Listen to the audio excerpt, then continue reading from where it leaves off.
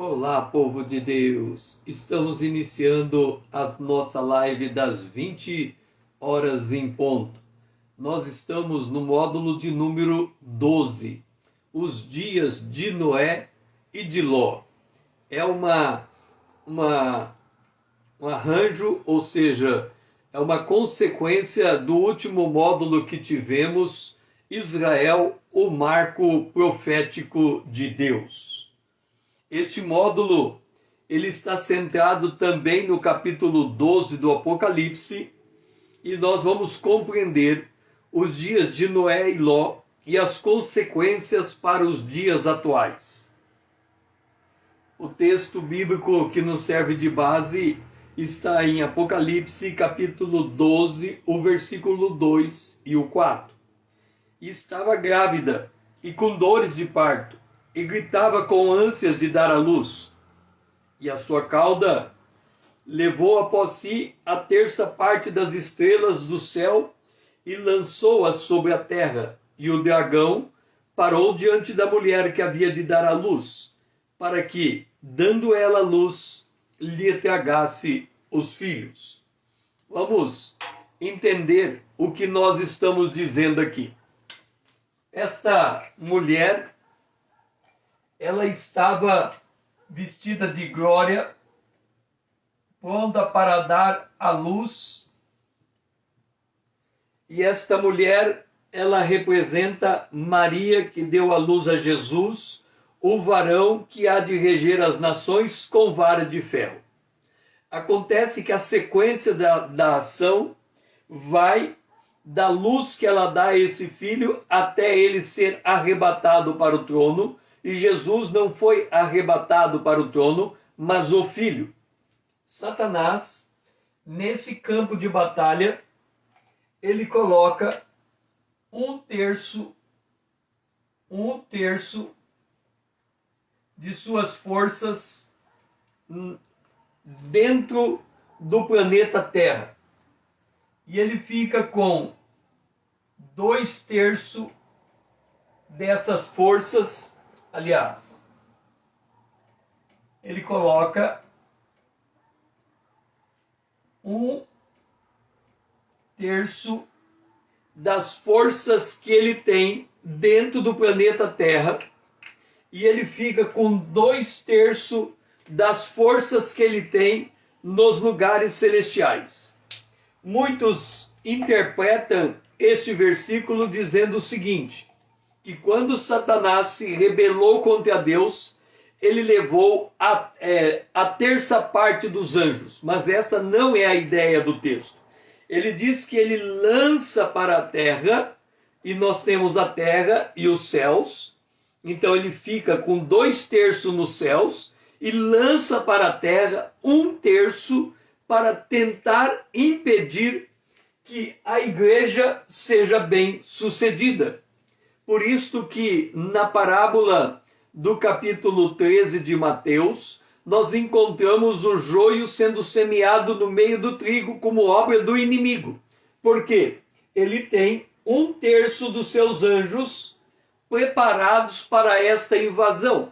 E um outro detalhe, quando nós lemos nas parábolas de Mateus capítulo 13, o grão de mostarda que se torna uma grande árvore, os pássaros vêm aninhar nessa árvore. E os pássaros seriam as representações demoníacas tentando se infiltrar dentro da igreja.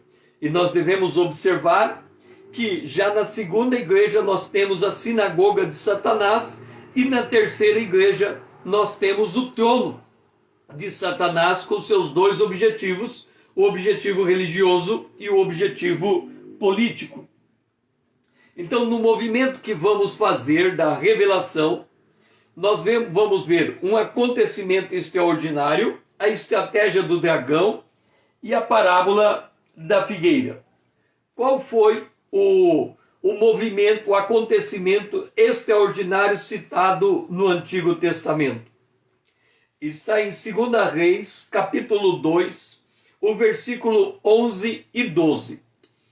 Indo eles, Elias e Eliseu, indo eles, andando e falando, eis que um carro de fogo, com cavalos de fogo, os separou um do outro, e Elias subiu ao céu no redemoinho, o que vendo Eliseu clamou: meu pai, carros de Israel e os seus cavaleiros.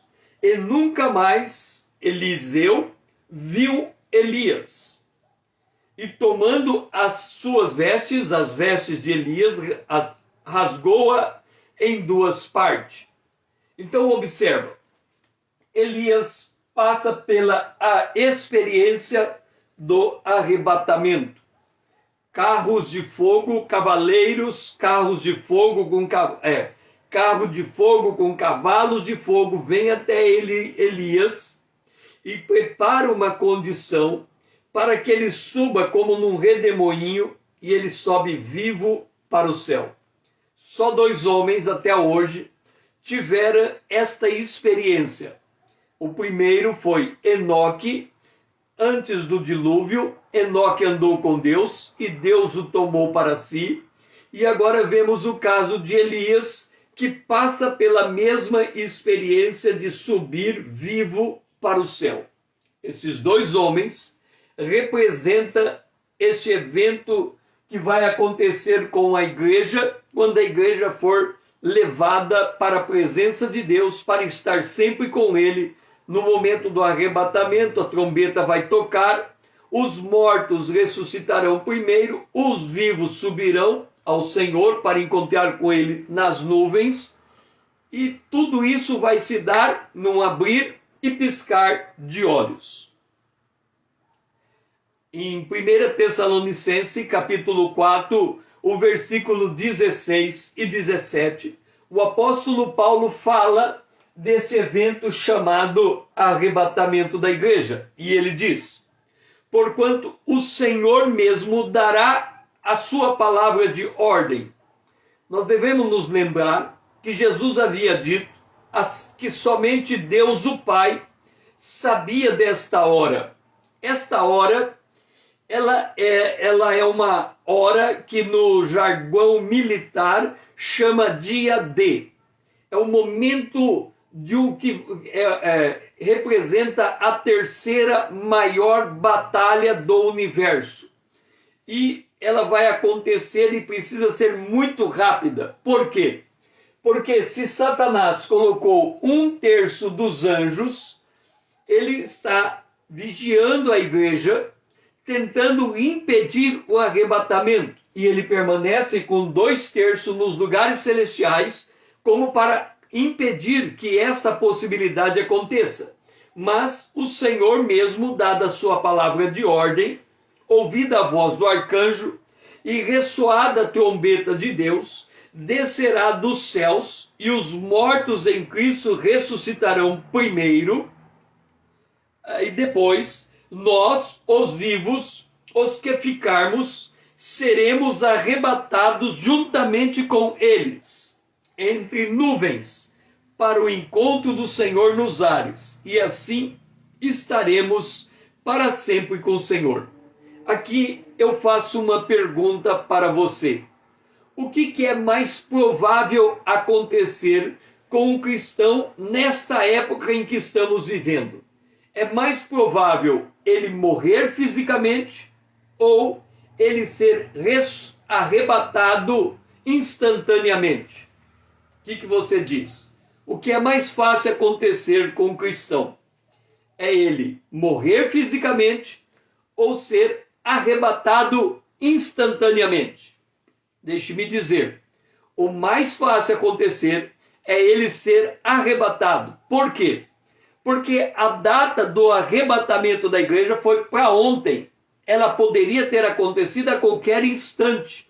Pode acontecer em qualquer instante. Não há nenhum evento profético na dependência deste evento. Então, nessa condição, enquanto eu estou falando com você, o arrebatamento pode acontecer. Simples assim. Paulo fala de novo sobre esse evento em 1 Coríntios, capítulo 15, 51 a 53, e ele diz: eis que vos digo um mistério. Porque o arrebatamento é um mistério. Não tem uma lógica humana para que da noite para o dia dezenas de milhares ou talvez de milhões de pessoas subam instantaneamente para o céu. Eis que vos digo um mistério.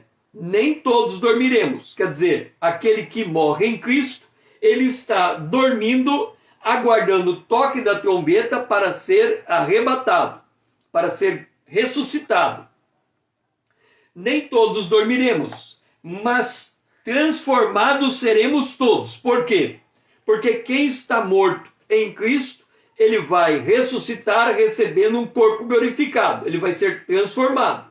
Nós que estamos vivos, também teremos o nosso corpo glorificado. No abrir e fechar de olhos, ao ressoar da última trombeta, a trombeta soará, os mortos ressuscitarão incorruptíveis e nós seremos transformados, porque é necessário que este corpo corruptível se revista da incorruptibilidade e que o corpo mortal se revista da imortalidade, nos tornando aptos a viver a eternidade. Então, nós estamos aguardando este evento, o arrebatamento da igreja. Lembra quando nós falamos da igreja cruzando os séculos? A promessa à igreja de Filadélfia, Dora, seja bem-vinda, a promessa da igreja feita a igreja de Filadélfia, é que o Senhor guardaria esta igreja da hora da provação que há de vir sobre todo mundo. E esta hora da provação é para depois do arrebatamento. Então, a igreja fiel, ela será livre, liberta desta hora, ela será retirada da terra, a igreja nascida de novo. Todo aquele que tem o Espírito Santo, ele está selado para a redenção, aguardando o toque da trombeta. A grande esperança da igreja é o arrebatamento, o retorno de Jesus para vir buscar a igreja. Esse encontro vai dar nos ares, em cima das nuvens, e ali nós vamos nos encontrar com Jesus. No mesmo instante, nós vamos receber os galardões, e somente depois de receber os galardões, nós vamos para a casa do Pai, no trono do capítulo 4 do Apocalipse, onde o Pai vai estar nos aguardando chegar com Jesus Cristo, e ali tem 24 tronos nos esperando. Este encontro se dará nos ares em um abrir e piscar de olhos. Ou seja, tudo o que Deus precisa é abrir uma janela. Abrir uma janela onde? Nos lugares celestiais. Por que ele tem que abrir uma janela? Porque Satanás está colocando seus anjos tentando obstruir o arrebatamento. Observando os eventos que se sucederam com o arrebatamento de Elias, depois dele subir, Eliseu ficou na terra para exercer um ministério que ao mesmo tempo era distinto do ministério de Elias. Também era uma continuidade do ministério de Elias. Por outro lado, antes de Elias subir no arrebatamento, houve uma preparação para ele e Eliseu, pois ambos tinham que estar prontos quando o arrebatamento acontecesse. Então entenda, Deus tem a igreja, Israel estava espalhado entre as nações.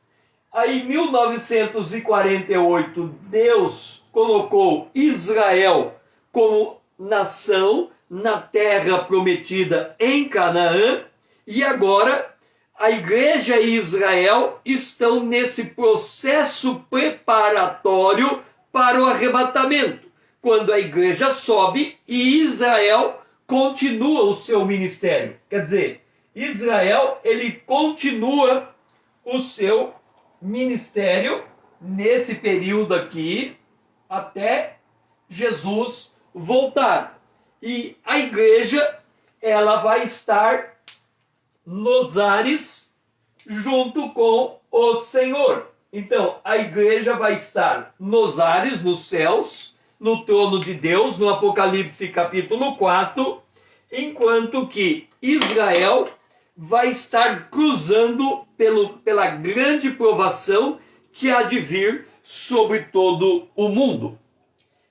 João capítulo 21, versículo 20 e 22, Jesus diz a Pedro, Pedro, voltando-se, viu que também o ia seguindo o discípulo a quem Jesus amava, que é João, o escritor do Apocalipse, o qual na ceia se reclinava sobre o peito de Jesus e perguntara, Senhor, quem é o traidor? João perguntou para Jesus na ceia, quem é o traidor?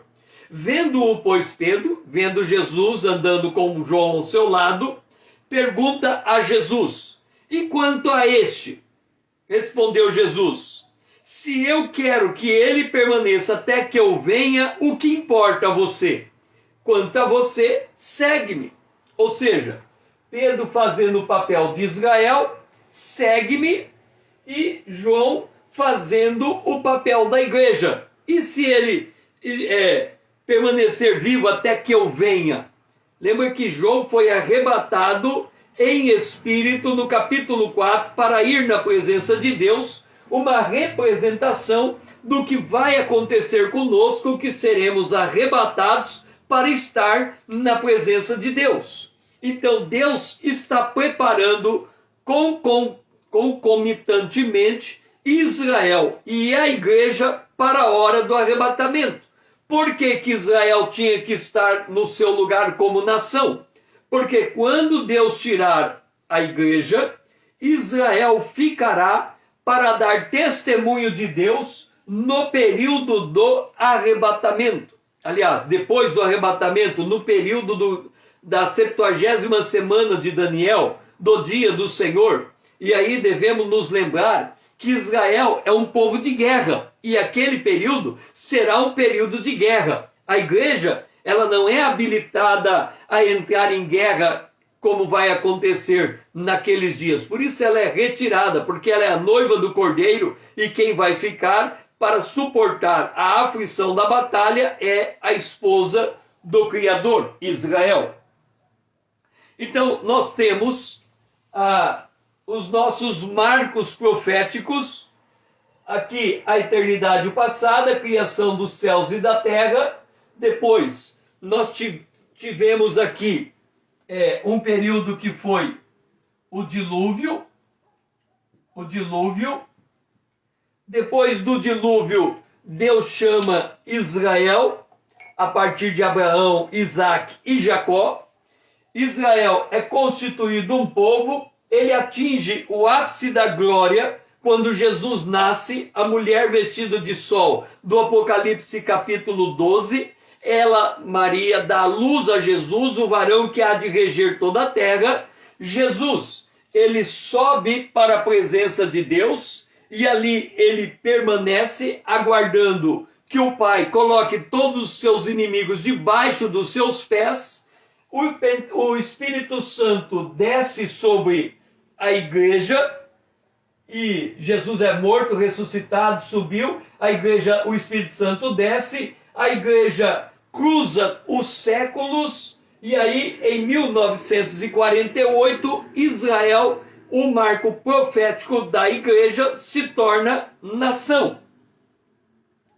E aí em Apocalipse capítulo 12, o versículo 3 a 5, falando de Satanás que está diante da mulher com 1/3 do seu exército, nós lemos: viu-se também outro sinal no céu, e eis um grande dragão vermelho, com 7 cabeças e 10 chifres. No módulo, a besta, a mulher, a grande meretriz e a besta escarlate, nós demonstramos que a besta escarlate, que tem 7 cabeças e 10 chifres, em Apocalipse capítulo 17, é revelado que essas 7 cabeças são 5 reis que já caíram, um que existe e outro que há de vir e vai durar pouco. olhando para os dias de João, os 5 reis anteriores aos dias de João, começa pelo Egito, depois pelo Império Assírio, depois pelo Império Babilônia,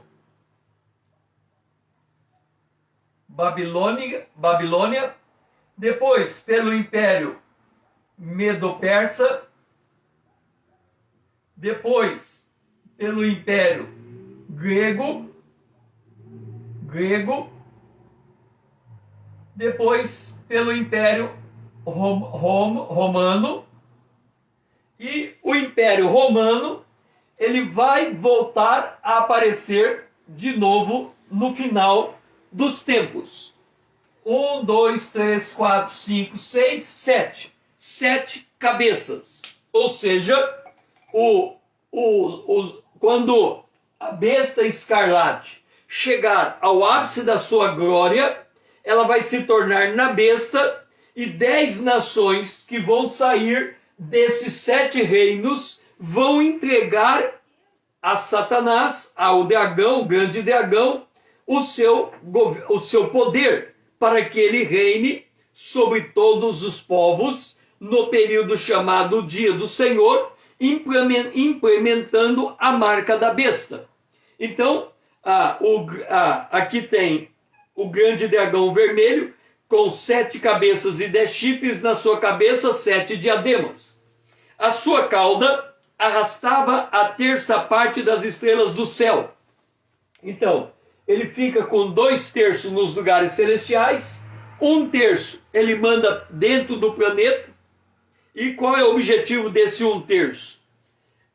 Deteve-se na frente da mulher, a mulher é Israel, que está para dar à luz, prefigurando em Maria, a fim de lhe devorar o filho quando nascesse. Quando Jesus nasceu, ele deu uma ordem a Herodes para matar toda criança menor do que 2 anos, tentando matar Jesus, mas o anjo avisou José, e Jesus fugiu com José e Maria para o Egito.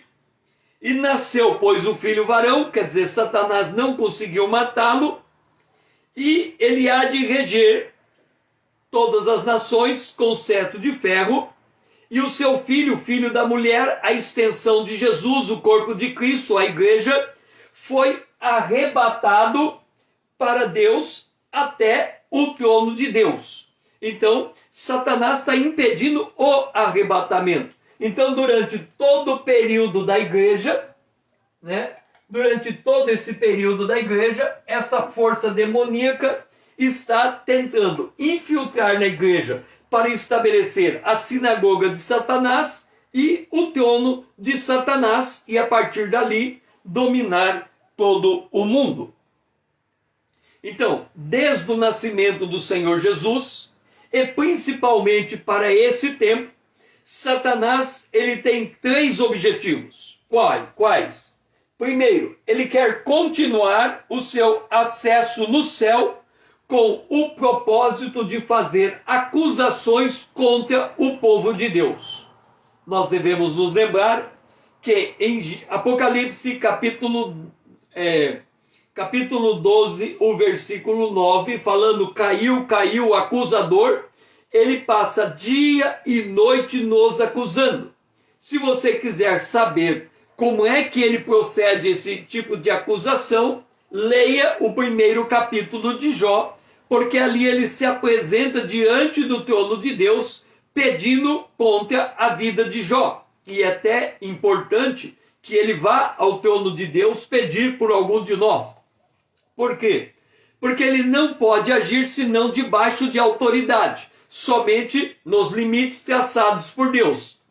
É por isso que a Bíblia diz em 1 Coríntios, não vem sobre vós tentação que não seja humana. Fiel é Deus que vos dá o escape. Por quê? Porque quando Satanás pede para cirandar algum dos cristãos, ele tem limites que ele não pode ultrapassar, e esses limites são aqueles que nos permitem resistir à tentação.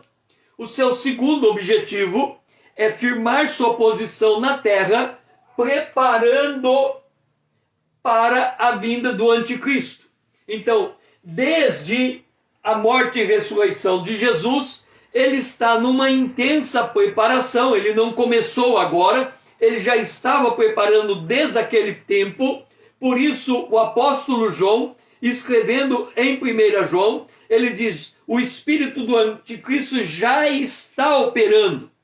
E ele vai se transformar na própria figura do anticristo. O anticristo é o falso profeta, que vai levar a terra a adorar a besta. Então, Satanás, ele quer o seu trono, o poder político. E ele quer também impedir o arrebatamento da igreja. Eu tenho comigo, isso é uma coisa minha, mas eu tenho comigo que os Estados Unidos, a Rússia, eles estão criando armas no espaço sideral, em princípio voltado contra os habitantes da Terra, mas eu acho que o fato de estar estocando armas no espaço, se nós entendermos a vinda de Jesus de forma para arrebatar a igreja, eles poderiam voltar essas armas contra Jesus para impedir Jesus de, com seus anjos, capturar a igreja. Não vai conseguir, mas não custa nada tentar. Então, Satanás, ele quer impedir o arrebatamento da igreja. Na estratégia de impedir o arrebatamento da igreja, só há um modo de Satanás acusar os cristãos diante de Deus. Se o cristão abrir uma brecha no seu testemunho, abandonando o seu primeiro amor. Foi assim que a primeira igreja teve que lidar com esse ataque demoníaco que fez com que ela deixasse o primeiro amor. E o Senhor foi até a igreja de Éfeso e chamou ela ao arrependimento para voltar ao primeiro amor. O instrumento de Satanás para alcançar esse intento é tornar o sal insípido, fazendo com que ele perca valor para Deus e para os homens. Ou seja, ele quer enfraquecer o testemunho cristão, de forma que o cristão não consiga falar de Deus aos seus conterrâneos. Ao desmotivar o cristão de dar testemunho da sua fé no Senhor, e Satanás impede que as almas conheçam a Cristo. Se o cristão fica na defensiva, ele perde o foco na evangelização. Ele perdendo o foco na evangelização, Satanás consegue impedir que as almas conheçam Jesus. E um dos meios de alcançar esse propósito é Satanás se introduzindo dentro da igreja um outro evangelho, baseado na mesma proposta que outrora ele fez a Jesus. Se você me adorar, eu te dou todas as riquezas, todos os reinos da terra. Ou seja, a chamada teologia da prosperidade. À medida em que o homem se volta para os seus próprios interesses, ele perde o vínculo com o Senhor, ele deixa que os cuidados dessa vida e a fascinação da riqueza lhe tolha os olhos para a glória de Deus. Porque o objetivo de Satanás, o Deus desse século, é cegar o entendimento dos incrédulos para que eles não vejam a glória do Evangelho. Em 1 Tessalonicenses, capítulo 1, versículo 9 e 10, da estratégia do dragão, diz: pois eles mesmo, no tocante a nós, proclama que repercussão teve o nosso ingresso no vosso meio, como? Ali está a estratégia do dragão que está sendo desmontada. Deixando os ídolos, vos convertesse a Deus, para servirdes o Deus vivo e verdadeiro, e para aguardares do céu o seu Filho, a quem ele ressuscitou dentre os mortos, Jesus, que nos livra da ira vindoura. o principal objetivo da igreja, ou seja, a igreja tem dois grandes objetivos: servir a Deus e aguardar a volta de Jesus. Ela tem que estar atenta a esses dois objetivos. Ela tem que servir a Deus, mas ela também tem que aguardar a volta de Jesus, porque essa volta pode se dar a qualquer instante. E ele, Jesus, é quem nos livrará da ira vindoura. E aí ele está dizendo tanto do princípio das dores, quanto também do então virá o fim, que é a semana de Daniel, a 70ª semana de Daniel. Na essência, o Evangelho de Jesus Cristo se constitui em dois aspectos principais: o testemunho de nossa conversão dos ídolos a Deus para servir ao Deus verdadeiro, e a declaração de nossa fé no retorno de Jesus Cristo, que foi ressurreto dentre os mortos e voltará para nos livrar da ira vindoura. Se nós analisarmos os testemunhos e as pregações que temos ouvido na igreja da atualidade, esses dois aspectos têm sido excluídos da temática ministrada pela liderança adepta da moderna mentalidade cristã. A igreja moderna, que é a igreja de Laodiceia, tem dado ênfase à prosperidade e à saúde perfeita, esquecendo-se completamente de nossa obrigação primária, que é de nos preparar para a volta de Jesus. Lembra? A igreja de Laodiceia é aquela que se sentia enriquecida, que sentia que nada tinha de falta, mas aos olhos do Senhor ela era miserável, pobre, cega e nua. Ou seja, ela tinha que comprar colírios para poder enxergar a sua verdadeira realidade espiritual. Em Mateus capítulo 4, versículo 8 e 9, nós vemos o diabo subindo ao monte alto com Jesus, mostrando-lhe todos os reinos do mundo e a glória deles. Ele disse: tudo isso te darei, se prostrado me adorares. Entenda como que Satanás se infiltra sutilmente no meio do povo de Deus. Essa batalha, iniciada no ministério terreno de Jesus, passado pela sua crucificação, morte e ressurreição, se estende até o arrebatamento da igreja. Ou seja, o tempo todo, Satanás está oferecendo um prato de lentilha da igreja, para a igreja, para que ela abandone o verdadeiro evangelho. Em relação à igreja, entenda, o objetivo primário de Satanás não é derrubar o crente na fé, fazendo-o negar Jesus. É impedir que o cristão seja arrebatado ao toque da trombeta. O objetivo dele, lembra que quando ele foi até Pedro, Jesus avisou Pedro: Satanás está buscando, te cirandando, mas eu roguei ao Pai para você não perder a fé. Então ele sabe que não adianta cirandar, porque o cristão não vai perder a fé. Ele quer embaraçar os olhos do cristão para ele não se preparar para o arrebatamento da igreja. No seu entendimento maligno, quanto menos crentes subirem, maior será o seu poder na terra, visto que o arrebatamento, ao mesmo tempo que tira os fiéis do alcance de Satanás, derruba Satanás do céu, não permitindo que ele fique ocupando os lugares celestiais com 2/3 das suas forças. Entenda, o arrebatamento da igreja é concomitante com a expulsão de Satanás do céu. Por isso que ele tem que impedir o arrebatamento a todo custo. Ele tem que fazer tudo o que for possível para impedir a igreja de ser arrebatada.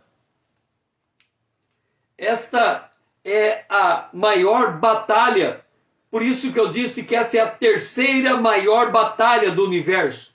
A segunda maior batalha do universo é a batalha de Armagedon.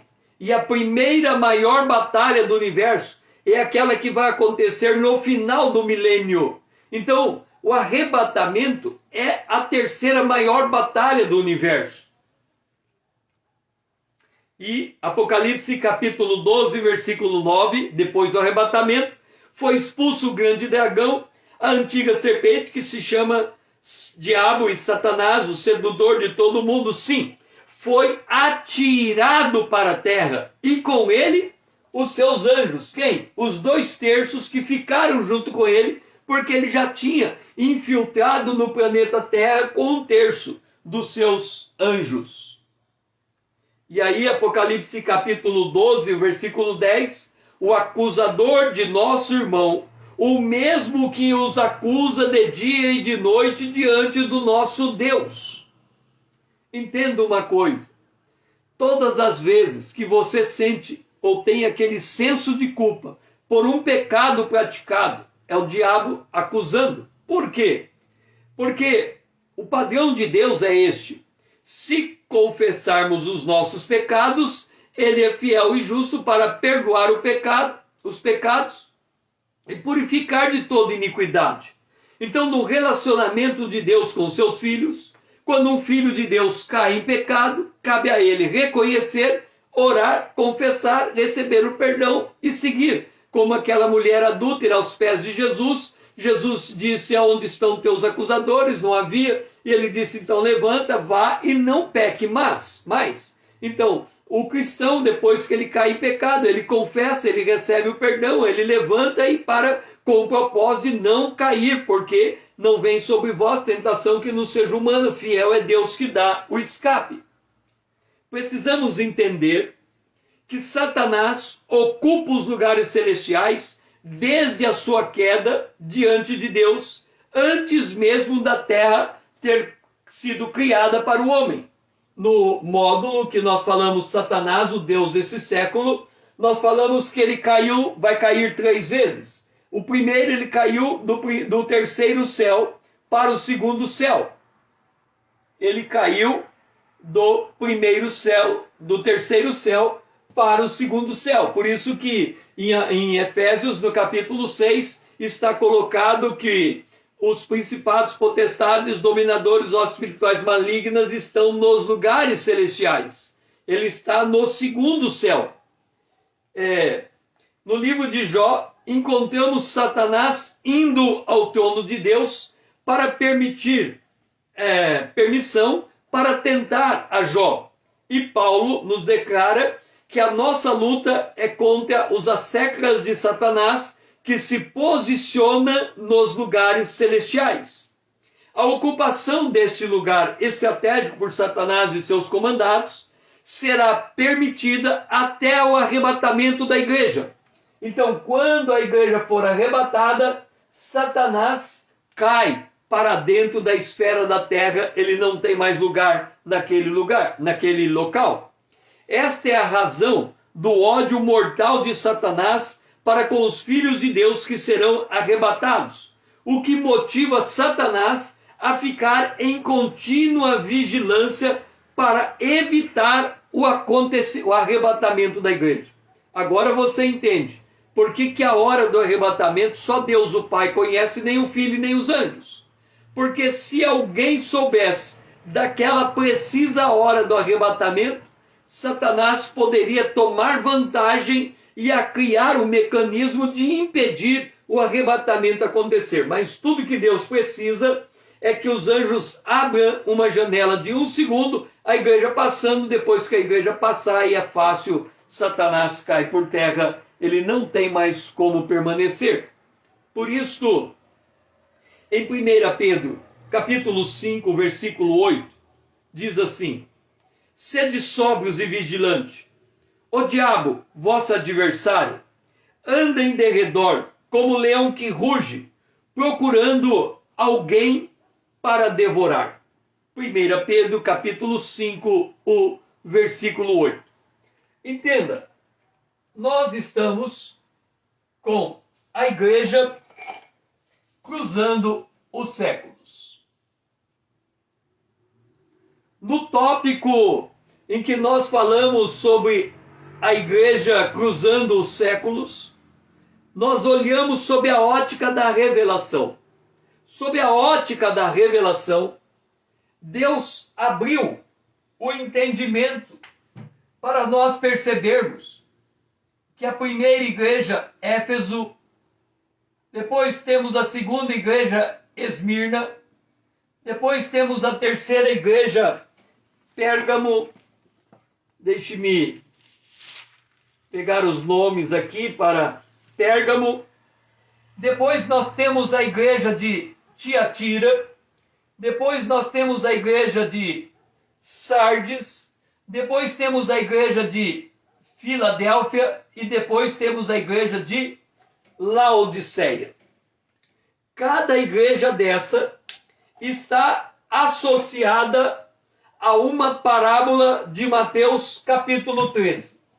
Nessa primeira parábola, nós temos o grão de semente. Nessa segunda parábola, nós temos o joio e o trigo. Nessa terceira parábola, nós temos o grão de mostarda que se torna uma grande árvore. Nesta aqui, nós temos um fermento levedando toda a massa. Nesta aqui, nós temos um tesouro escondido. Nessa aqui, nós temos uma pérola para ser comprada de grande valor. E nessa aqui, nós temos uma rede. Ou seja, desde pelo menos a segunda igreja, a igreja de Esmirna, o joio penetrou no meio do trigo. A partir dali, houve uma infiltração na igreja. Quando a igreja assume a sua grandeza, a semente de mostarda, ela se torna uma grande árvore, ela faz sombra, as nações se aproveitam da igreja. Nós estamos falando um período anterior à Idade Média. Naquele período, através do edito de Constantino e depois do imperador, mas na sequência, eles primeiro dão liberdade ao culto e depois transformam a igreja na igreja oficial do Império Romano. A igreja cristã se torna uma igreja oficial. A partir dali, quando nós chegamos na igreja de Tiatira, nessa igreja, nós estamos cruzando a Idade das Trevas, a Idade Média. Nessa Idade Média, a igreja assume um poder terreno. Ela está localizada numa cidade com 7 colinas. Ali ela assume tanto o poder temporal quanto o poder religioso. Ali a igreja se torna também um estado encravado no meio de um estado. Ali a igreja introduz N diferentes doutrinas em conflito com o verdadeiro evangelho. Ali a igreja vai assumindo a forma do cordeiro, aparência de cordeiro, mas fala de dragão. Ali Satanás vai estabelecendo o seu poder, os seus braços no mundo religioso e no mundo político. Por quê? Porque nações levantam e caem sob a égide daquela igreja. E a igreja persegue os seus mediante as inquisições. E a igreja levanta um exército, e esse exército, as cruzadas, vão, em tese, defender Roma. Então a igreja também avança pela força das armas. A igreja se torna um espaço temporal. Satanás infiltrando dentro da igreja. Por isso que as seguintes igrejas, Sardes, que é a igreja da Reforma, com Lutero, com Calvino e essa turma toda, um tesouro escondido é apresentado, mas é necessário vender todo o campo, tudo que tem para comprar aquele campo. Por quê? Porque o evangelho passa a ser uma coisa rara. Ele passa a ser uma verdade perdida num invólucro de mentiras, que é a igreja que se assentou na Idade das Trevas, na Idade Média, e passou a dominar o mundo sob a ótica de um outro evangelho. E aí vem a igreja de Filadélfia. A igreja de Filadélfia é aquela igreja de pouca força, mas o Senhor dá uma promessa a ela. Apesar de ter pouca força, uma porta aberta vai ser apresentado diante dela e ninguém vai poder fechar essa porta. Essa porta é a porta da evangelização. E a esta igreja o Senhor dá a promessa do arrebatamento. E aí, a partir dali, o Senhor vem a igreja de Laodiceia. E a igreja de Laodiceia, ela se afasta do Senhor. É um movimento de grande apostasia.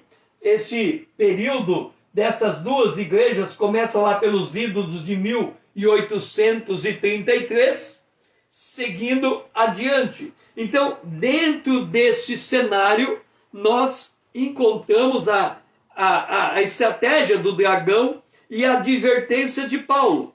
Sede sóbrios, sede vigilantes. O apóstolo Paulo, em Atos, no capítulo de número 20, ele exorta a igreja, exatamente a igreja de Éfeso, a que recebeu a primeira carta.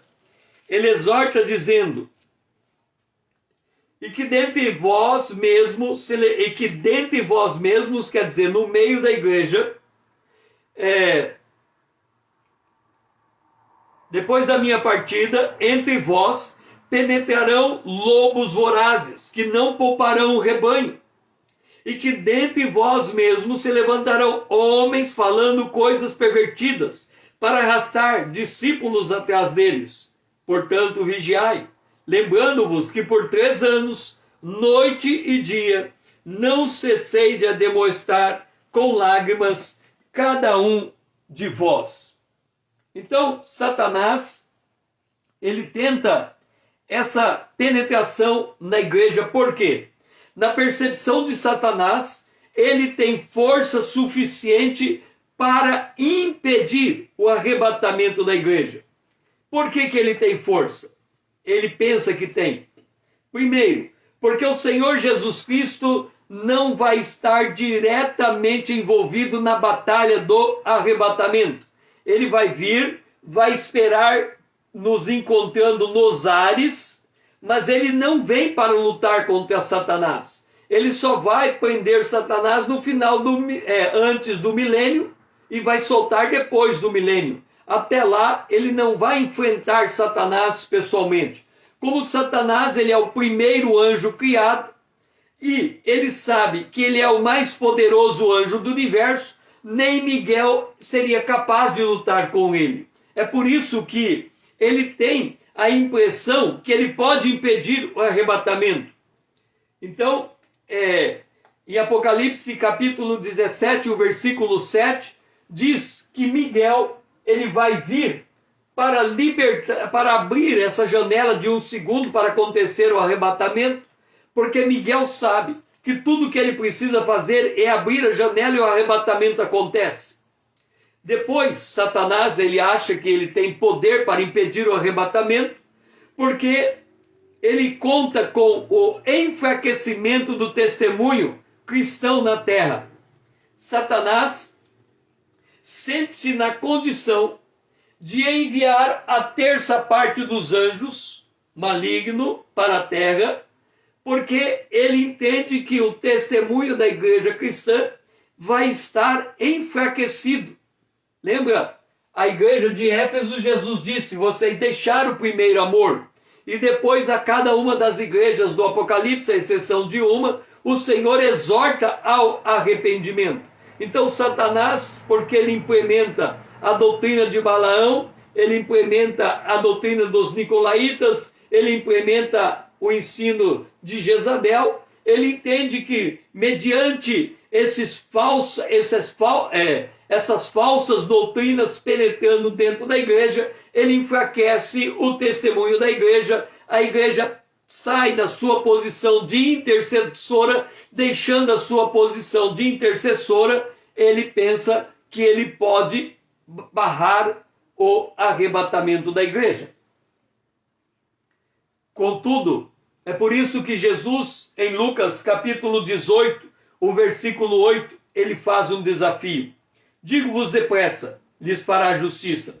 Contudo, quando vier o Filho do Homem, achará, porventura, fé na terra? Será que quando Jesus voltar para arrebatar a sua igreja, ele ainda vai encontrar uma igreja para ser arrebatada?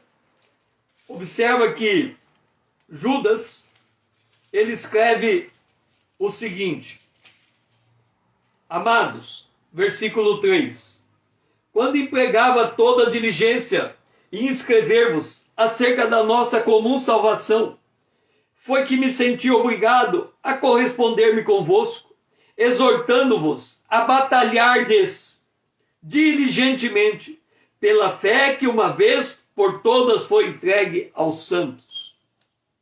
A fé é dom de Deus. Ela não vem de obras, para que ninguém se glorie. A salvação pela graça mediante a fé. Então a fé nos é dada no ato da salvação. Aí vem Judas e diz: nós temos que batalhar por essa fé que nos foi dada. É por isso que Jesus diz a Pedro: Satanás pediu para te cirandar. Eu roguei para você não perder a sua fé.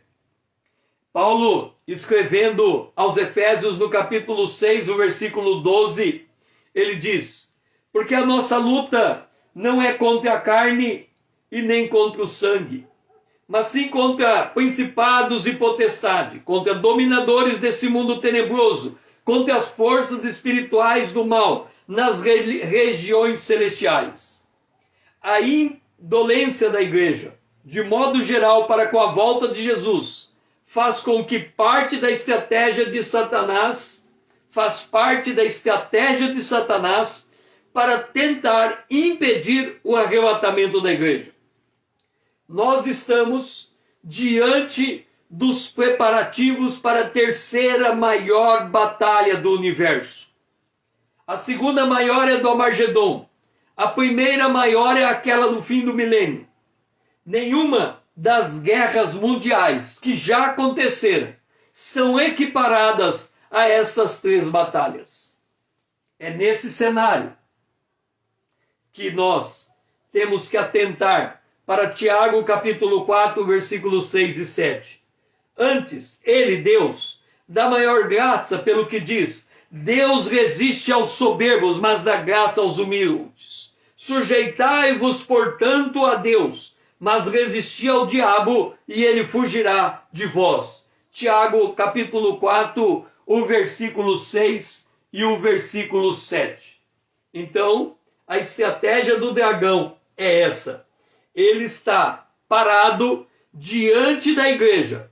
A sua cauda arrastou a terça parte dos anjos para a terra e lançou. E ele parou diante da mulher, para que ia dar à luz, a fim de devorar o filho quando nascesse. Mas o seu filho foi arrebatado para Deus e o seu trono, e o seu filho aqui diz respeito à igreja, o corpo de Cristo, que vai reinar junto com Jesus Cristo.